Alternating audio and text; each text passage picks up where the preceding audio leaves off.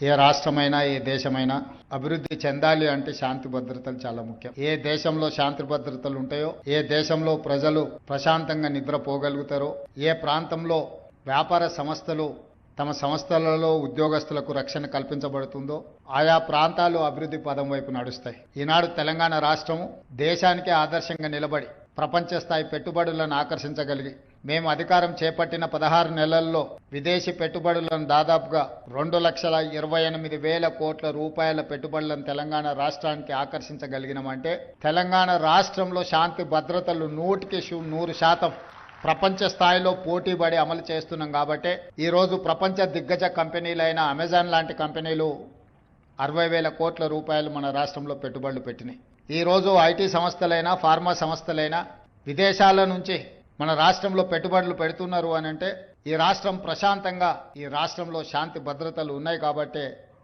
ఆయా సంస్థలు మన రాష్ట్రంలో పెట్టుబడులు పెట్టినాయి. మరి ఈరోజు ఈ రాష్ట్రం ప్రశాంతంగా ఉండడానికి కారణం మా పోలీస్ శాఖనే అని చెప్పి నేను గర్వంగా చెప్తున్నాను. దేశ సరిహద్దుల్లో దేశ భద్రతను కాపాడే సైనికులు ఏ విధంగా అయితే ఈ దేశాన్ని రక్షిస్తున్నారో, రాష్ట్రంలో ఉండే అంతర్గత శాంతి భద్రతలను తెలంగాణ రాష్ట్ర ప్రభుత్వంలో పనిచేస్తున్న హోంగార్డు నుంచి మొదలు పెడితే డీజీపీ వరకు 90,000 మంది సిబ్బంది 4 కోట్ల తెలంగాణ ప్రజల్ని కంటికి రెప్పలా కాపాడుతున్నారు. పోలీసు ఉద్యోగం అనేది కత్తి మీద సాము లాంటిది. 23 గంటల 59 నిమిషాలు మీరు అప్రమత్తంగా ఉన్నా, ఒక్క నిమిషం కనుమూసి తెరిచేంత నిర్లక్ష్యం వహించినా కూడా జరగరాని అవాంతరాలు ఏదైనా జరిగితే మొత్తం పోలీస్ వ్యవస్థకే చెడ్డ పేరు వచ్చే విధంగా చర్చ జరుగుద్ది. ఎంత మీరు నిబద్ధతతో ఎంత కష్టంతో పనిచేసినా ఎక్కడో ఒక దగ్గర పోలీసులు విమర్శను ఎదుర్కొంటూనే ఉంటారు.